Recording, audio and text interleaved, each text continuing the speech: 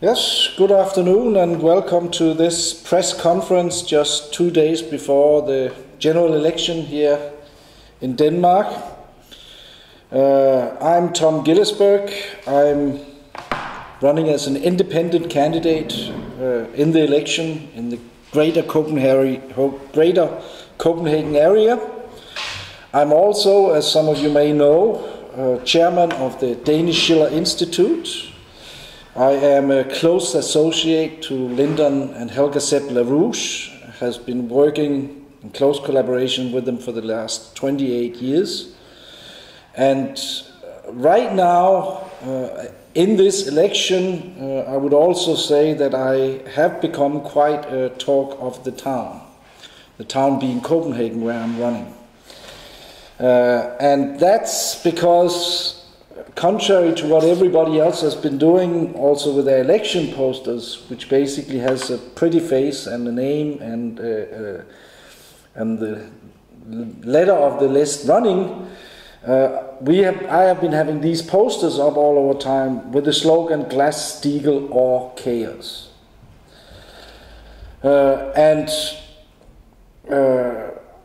Of course, a lot of people have been asking, well, what or who is Glass-Steagall?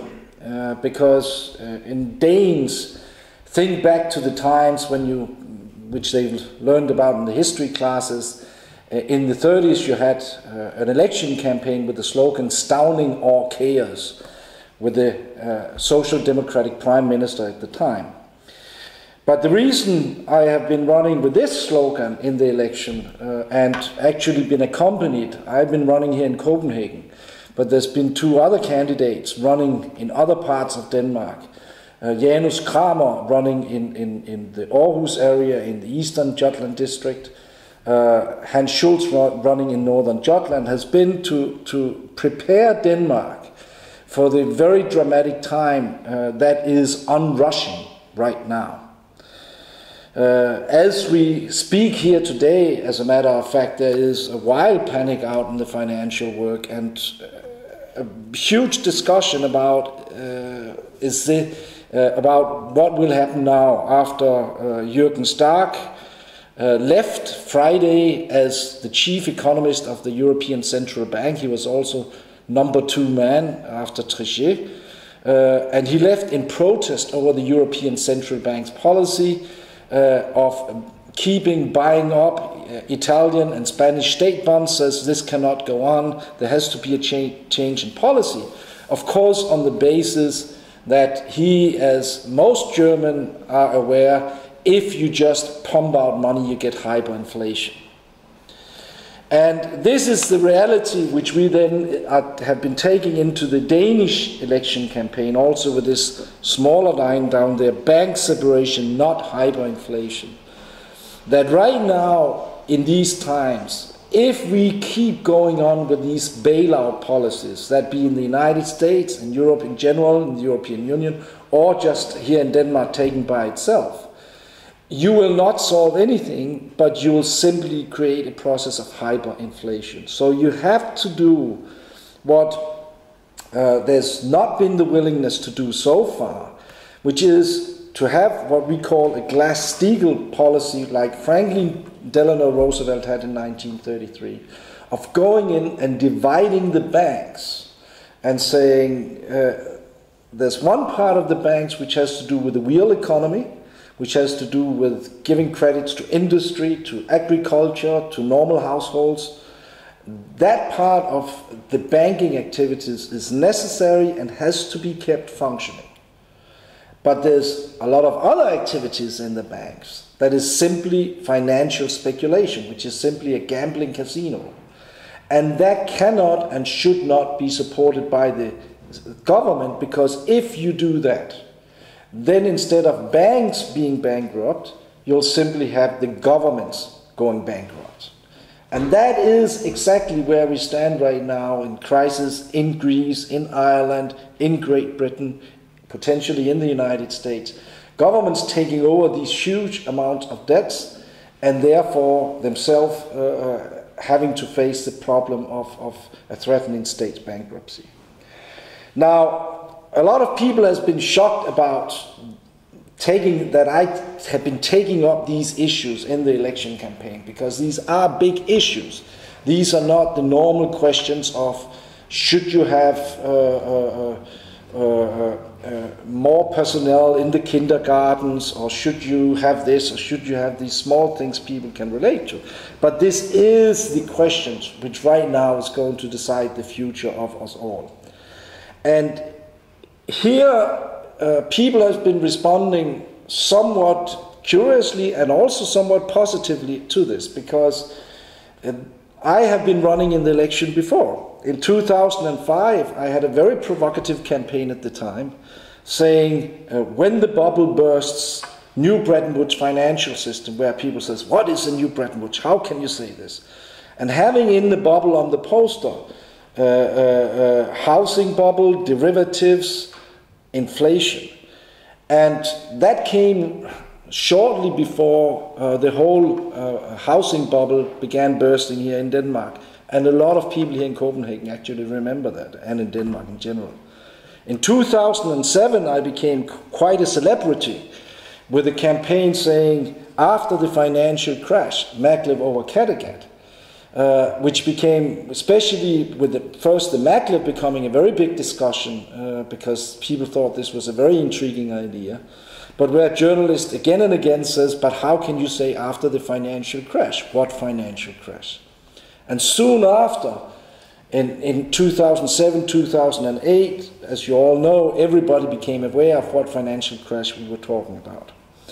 So in the election campaign, I have actually, also from journalists, Danish journalists, they have themselves taken up this, but you warned about this in 2007 and you were right. And now you're saying that we are standing in front of something a lot worse. This is scary. And of course it's scary. What's the good news is that these are very scary realities, that we are standing in the midst of a breakdown of the global financial system.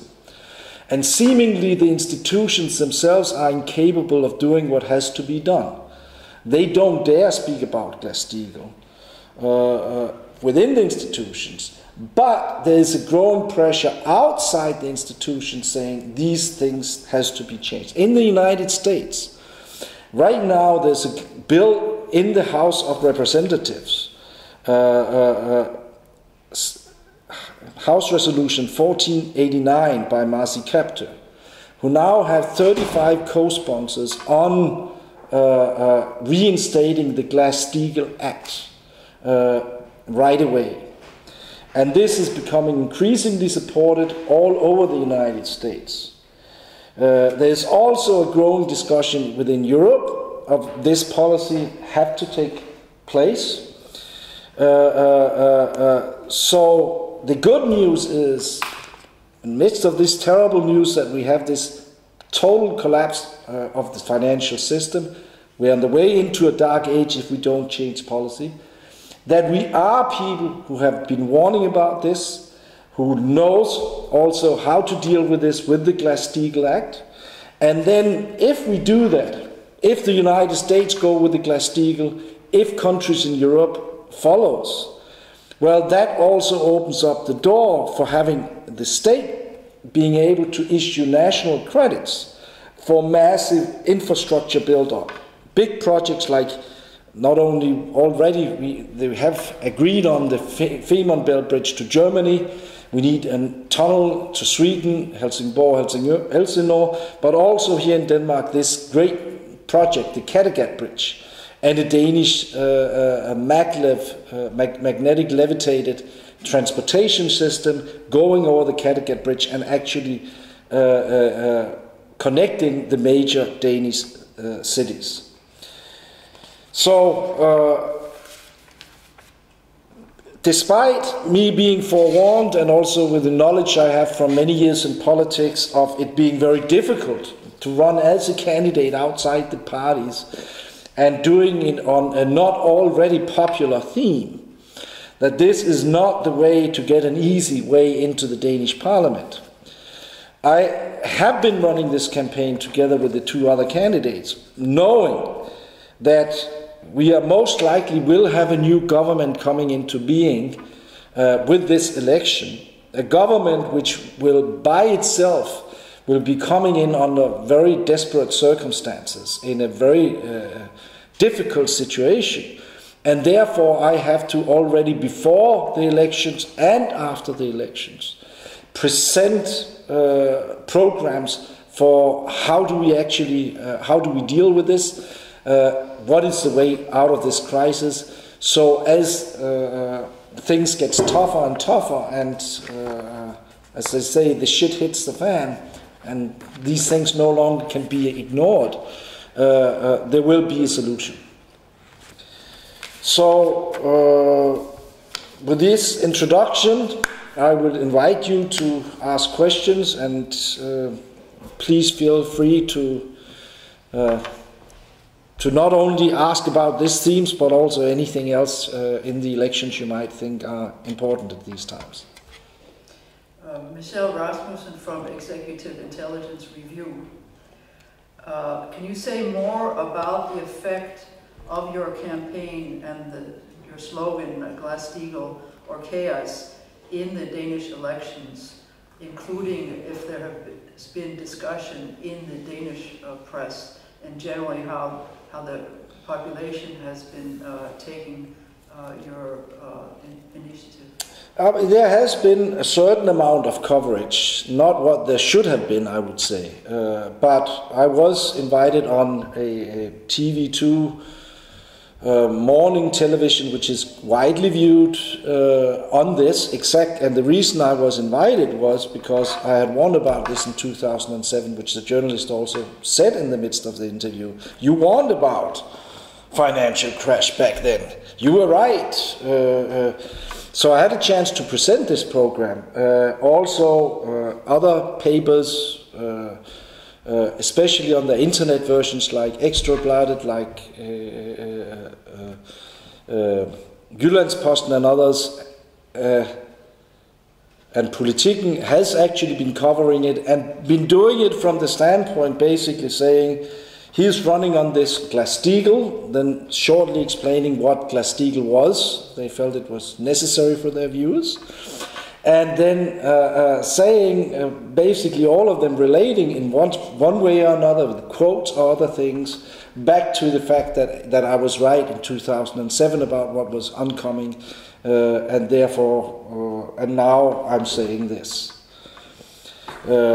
So there has been some coverage. Of course, the problem has been that still the attitude has been, and also I would say also people on the street, especially when it comes to this, to the idea of Glass-Steagall, of separating the banks like it's illustrated on the poster, people have been very forthcoming. I mean, this idea that the state should not simply bail out all of what the banks have been doing, this has been, people really love, and they say, of course, it's absurd with these Danish bank packages of the government simply bailing out the banks for everything. Why should we do that? So they are very relieved that there is a way of actually dealing with this where you can save banks, but you don't have to save all the garbage.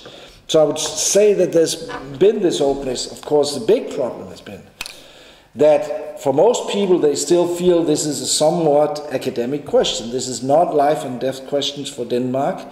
This is, you say, they feel like, you, Tom Gillesberg, you say, this is right here, this is right now, this is a big danger to Denmark, but somehow they don't really take it in. They think that there's a, well, let's see what happens. If it's really serious, then we have to investigate this more. But there's not really the comprehension that the financial system is coming down now. And if we do not deal with this in a proper way, then there will be no financial system. And then everybody, including the Danish population and Denmark, is really in dire straits, because we have developed over the post-war period from being a nation which were primarily had some agricultural exports to be a severely export-oriented nation here in Denmark. I mean, 50% of all production in Denmark is for export, which means if the financial system breaks down, well, Denmark breaks down.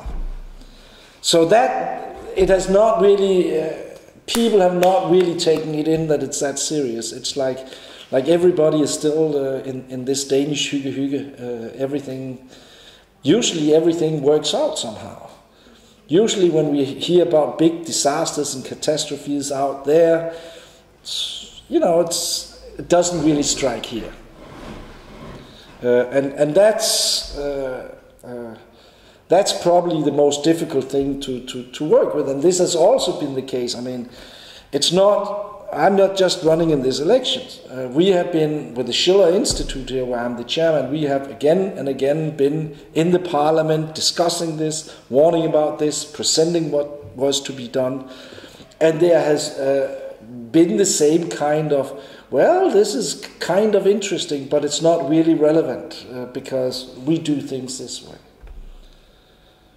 So therefore, I mean, it's really what is the decisive issue is that. So also, will Denmark do this all by itself?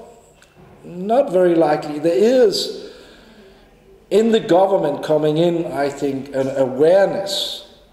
Keen awareness that this policy of financial supermarket, and I know earlier today it was said directly by Helle Thorning-Schmidt at her press conference, that this idea of financial supermarkets is very bad. You need regulation, you need to begin to clean up this. So there's an awareness of this kind of Glass-Steagall separation idea.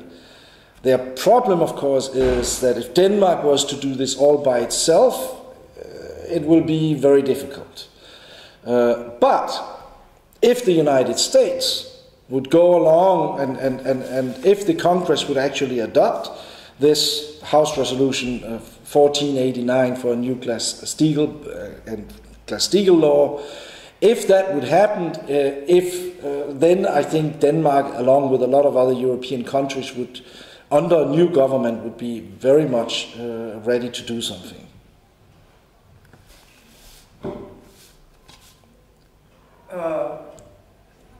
You spoke about the Glass-Steagall bill in the United States. Can you say more about how this is being received in the United States, what kind of support it's getting, both in the Congress, in the population, in trade unions, etc.?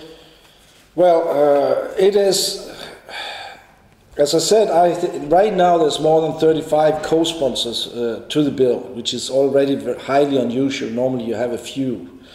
So that's people which has been getting out of their way to sponsor it. And there's a general support for it. I mean, the only reason why it has not been adopted in the United States is that there's been an extremely active campaign behind the scenes by the Obama administration to prevent a Glass-Steagall Act from being implemented. And this is actually been widely discussed. There was yesterday an article in Daily Telegraph, the British paper Daily Telegraph, going through the crisis and actually saying Barack Obama is the candidate within all times that has received most funding from Wall Street.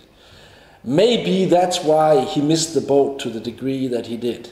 He had the opportunity of reenacting Glass-Steagall, and he missed that opportunity. He didn't do it.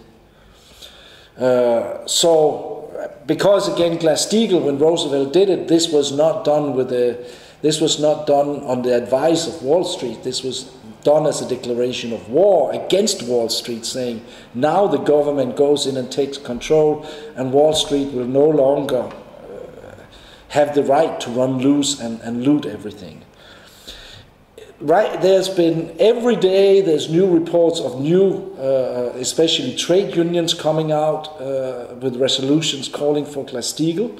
They see this as the only way. I mean, a lot of people had hopes that once you got a new president after Bush, Barack Obama, then he would create jobs. Now they found out that all Barack Obama has been doing is continuing the bailout for the banks, and not $1 is going for real jobs. So the trade unions has figured it out. You will not get any jobs as long as you have not implemented Glass-Steagall. Once you get Glass-Steagall through, then you avoid bailing out all of this financial speculation in the banks, and then the money will be going for creating real jobs by having big infrastructure projects and other things. So I think we'll see already in this week and next week, I mean, there will be a flourishing of discussion of Glass-Steagall and the need to have it in the United States, but most emphatically also here in Europe, because right now, 3 of the biggest French banks are threatened with being simply going under. Everybody is talking about it. Then the question, there's a big discussion, well, then the state has to do something. And then the discussion comes, should the state then go in and salvage everything? Or if the state has to nationalize the banks, because the state has to take them over, because else they will be bankrupt, should the state not then go in and decide what activities should be there and what should not? So it is becoming a very open discussion. And the same goes for Germany right now, I think.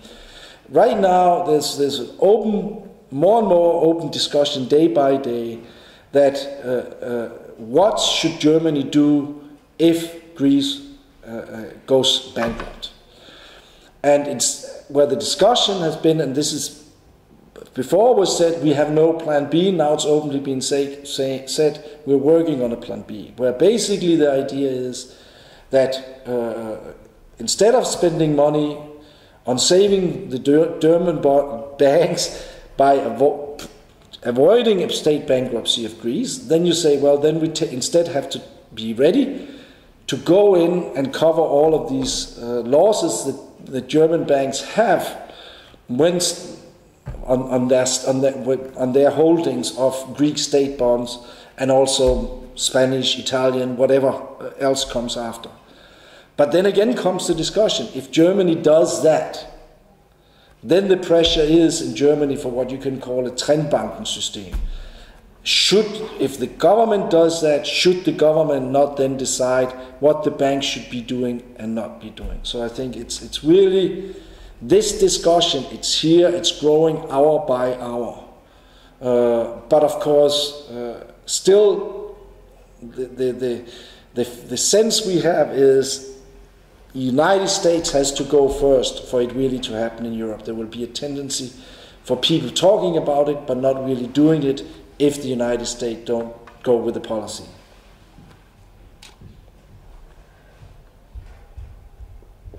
Can you say more about how exactly a Glass-Steagall policy would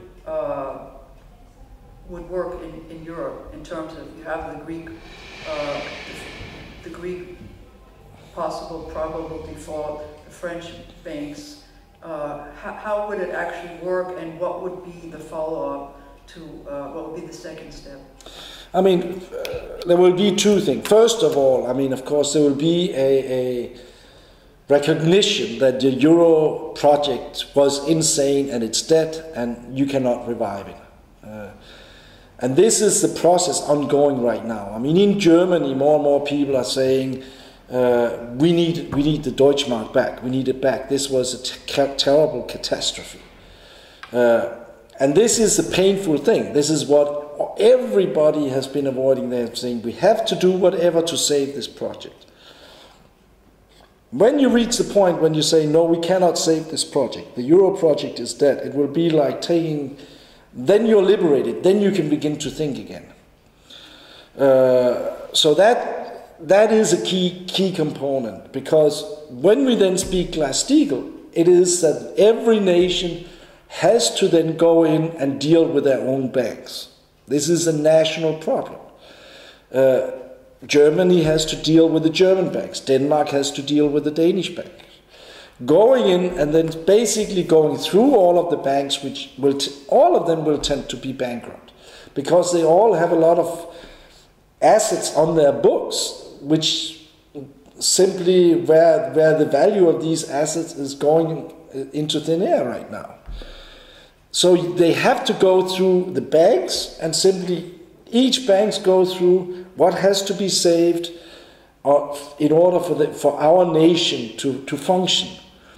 What could be saved if we have the money for it, and what is simply gambling assets which should be written off, like derivative and other things. And then you go through the banks and the normal banking functions within the country.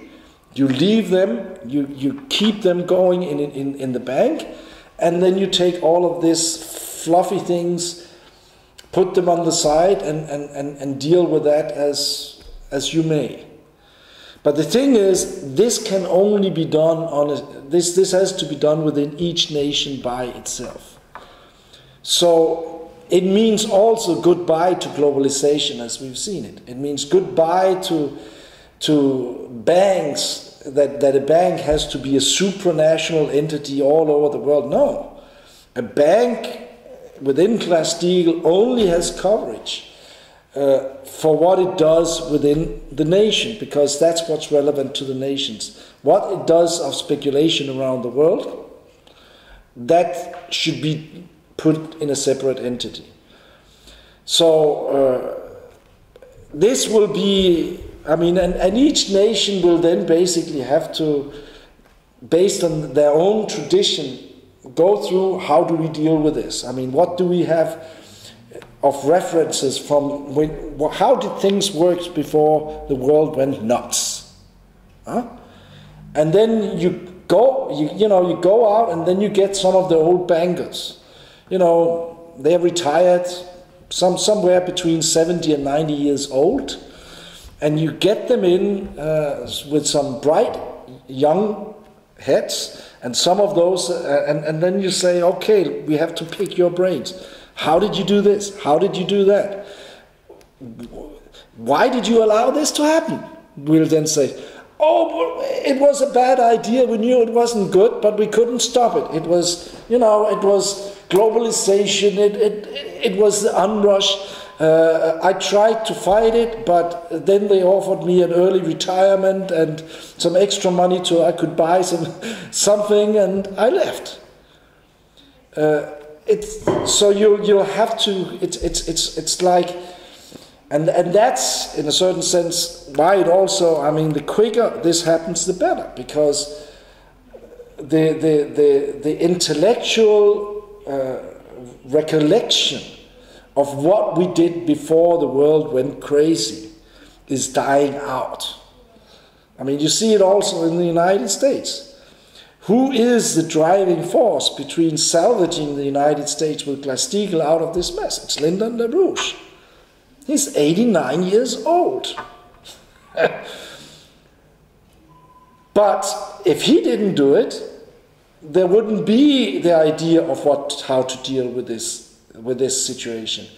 And the same goes for most nations. You have to you have to go back and find out what did we do right before, what can we learn then from how the United States dealt with that at the time. That's why we use this slogan Glass-Steagall, even though it's very un-Danish. It's not part of the standard Danish vocabulary. But again, the big thing right now, especially here in Europe, is that once you let go and say we cannot save the euro system, this will be like a big liberation. Because right now nobody can think. You're not allowed to think, because the only thing that goes is save the euro system, save the euro system. Can I get money for ice cream? No, we have to use it for the bailout, for this or for that or for this. Once you've jumped the idea and you say you cannot save it, it's like, okay, now then look at things. What should we invest in? What do we need to do the next 10 years, 20 years, 30 years? It really will be like a liberation. You spoke about your slogans that have become famous from 2005, 2007, where you warned about the financial crash, and you also referred to the American economist Lyndon LaRouche. Well, how did you and LaRouche know that this would happen and nobody else did? Well, I knew because I'm associate of Lyndon LaRouche. So I've been having the great pleasure over the last 28 years of studying his economic method, you could say, or his what he himself called the science of physical economy, which is not the science of money, but which is the science of the physical processes which actually develops and drives economies, including scientific development, including how the human mind actually is the source of scientific discovery, of technological development, of improvements in the economy. And when you look at the physical economy, then LaRouche already a long time ago, already back in the 50s, could see the world is going in a wrong direction here. And that has been increasingly the case, with very few exceptions. If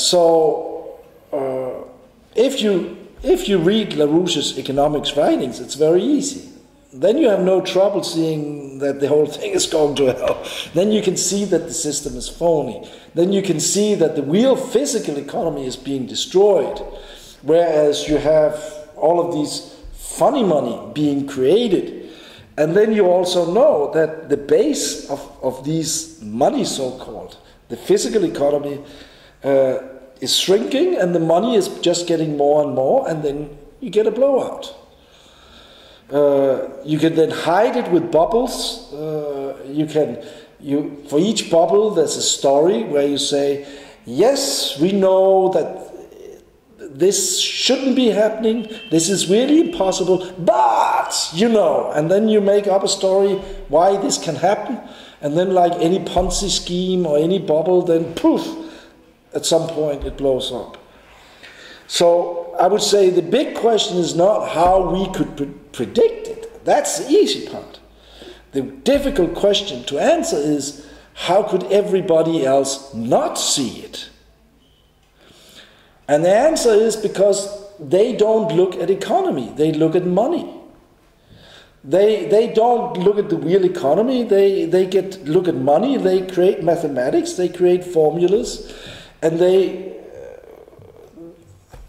don't see the real world, basically. And then at the same time, it has also been the case that if you wanted a good career, you should not speak about these things. If you wanted to have a nice job, you should keep your mouth shut. And if you saw there was problems, well, don't do anything. Or if it's really bad, just leave. I mean, this is actually, I mean, we've been seeing it in Germany. There's been this, it's not a long time ago, and this is directly related to this whole crisis now. Horst Köhler, the German president, he came home from a vacation and Merkel came out to the airport and says, sign this. What is it?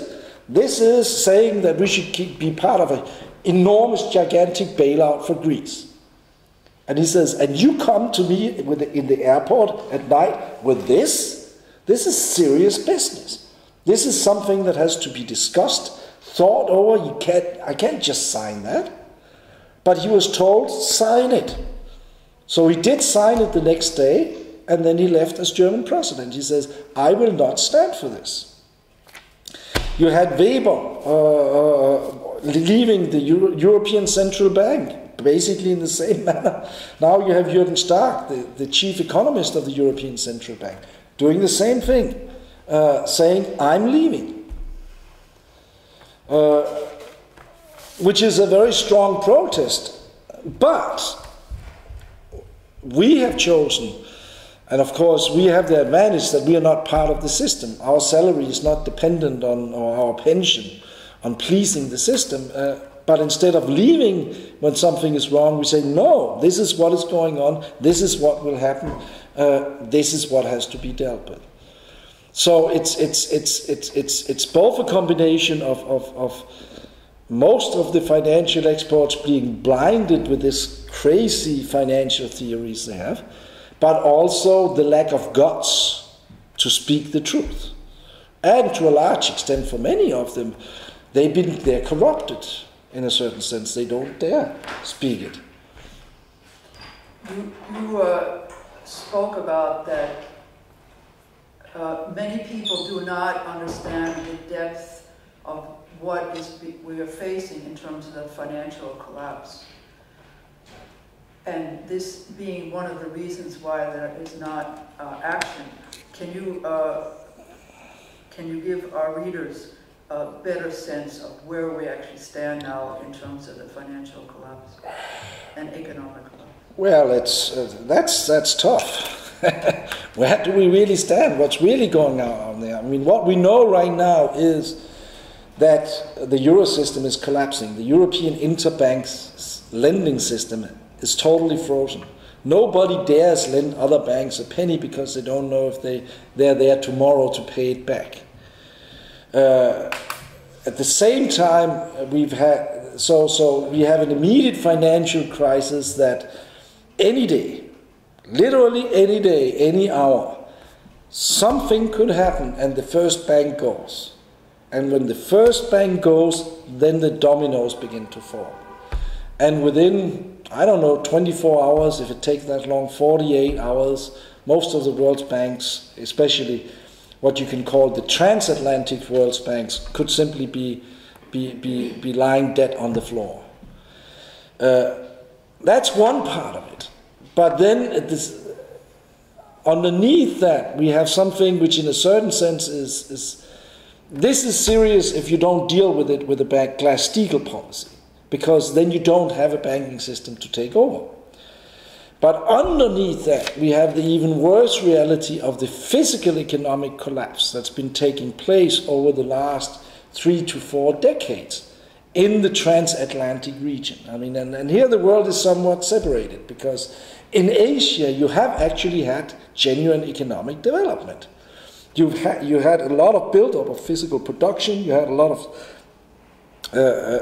build-up of capabilities in the populations, but in the United States and in Western Europe, and now also to an increasing degree in Eastern Europe, the physical productive base is shrinking. It's being moved out where, you can get people to work a lot cheaper somewhere else. And this is unsustainable. I mean, and in the beginning it was mainly the production that was being moved out. As of late, it is also the whole development sections of industry which is moving out, because you cannot have a development, the development headquarters may be in Denmark when all of the production is taking place out somewhere in China. It doesn't work. They have to communicate. So now the development divisions is then moving out to the production. What's left in Western Europe and the United States is then, sales offices to sell the products that is being developed and produced out there. This, of course, is totally unsustainable. So it's then on top of that, you also should have as part of the picture the totally cultural degeneracy that has been taking over the United States and Europe, especially with this whole green thinking and green policy. That at the same time as in Asia they're building nuclear power plants, they're developing new technologies, they're moving ahead, they're creating the conditions for more and more people to have a bit higher standard of living. You've had this cult of death taking over Europe and the United States, saying, no, you should not have advanced technology, you should not consume energy, we should do away with nuclear power, we should have windmills, we should fire with wood. And it's doing that creates, well, it does two things. Economically, it's suicide. Because if you go to a lower and lower technology, a decrease in energy flux density, it's more and more expensive simply to stay alive. And at a certain point, then you have to begin to discuss, well, then who do we sacrifice? Who and what do we sacrifice? And this is the discussion taking place in the United States right now with this Obama and his Super Congress. This is increasingly the push from the European Union. What should we cut off? Who should we sacrifice? But the other thing of it is, it's also within that there's an image of man involved, where you directly say that that man, who is the crown of the creative universe, the crown of the creation, the most fantastic thing ever created. You know, here you have something, a human being with the capacity of being willfully creative, of actually not just partake in a creative process the universe is running, but himself or herself deciding to be creative and help the universe develop. And in this green policy they say, that is evil. That has to be forbidden. That has to be stopped. And that, if that is not changed, well, that will mean basically the suicide of this civilization. Do you have a voice for one more question? Yes. Okay.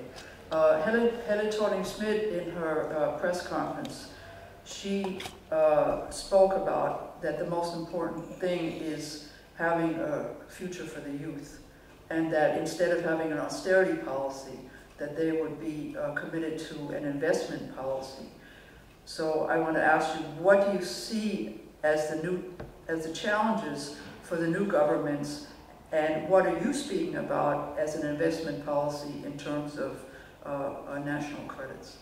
No, I mean, she's right. And this all goes to the question of understanding that this is not about money, this is about investments. This is about finding out what can the state, so to speak, the nation, invest in, which in the long term, which will generate the wealth and the well-being of the nation as a whole. For that you need physical infrastructure projects, because this is what makes it easier for the nation to function and to do more, and like with these big projects I was speaking about, the Kattegat Bridge, the maglev net, to lift the whole economy up on a higher level. But it's also true, it's also investing in education. Now there then the big question comes, what kind of education? Because simply going to school doesn't mean that you will improve society in the future. So you have to then have a discussion and an idea of, well, what is it, the skills we really need, where you on the one side have an idea of how do we generate the future economy of Denmark, how do we build our infrastructure, how do we do this, and then also how do we then lift the younger population with it and make sure they can be employed in actually doing this. So you have to, but that you have to do. I mean, the youth is the future. And if you do not want to invest in the youth, well, what are you then? And this is, for many, have been the most clear sign that the present government we have right now has to go. Because they have not been thinking about investment, neither in the physical economy of Denmark or in the youth in Denmark for a long time. So they thereby have lost the mandate of having to rule. They have to be replaced by something else. And I'll just say, I will not simply go on a 4-year vacation after the election campaign, but I and my associates will work to make sure that the government coming in can get all the advice and all the help that we can provide to make sure that they can be successful in this very difficult task which lies ahead of them. Thank you very much. Well, thank you for coming, and you're welcome to go into our website and also we have sive.dk is our Danish election vote website, but also larouchepack.com to see more. Thank you.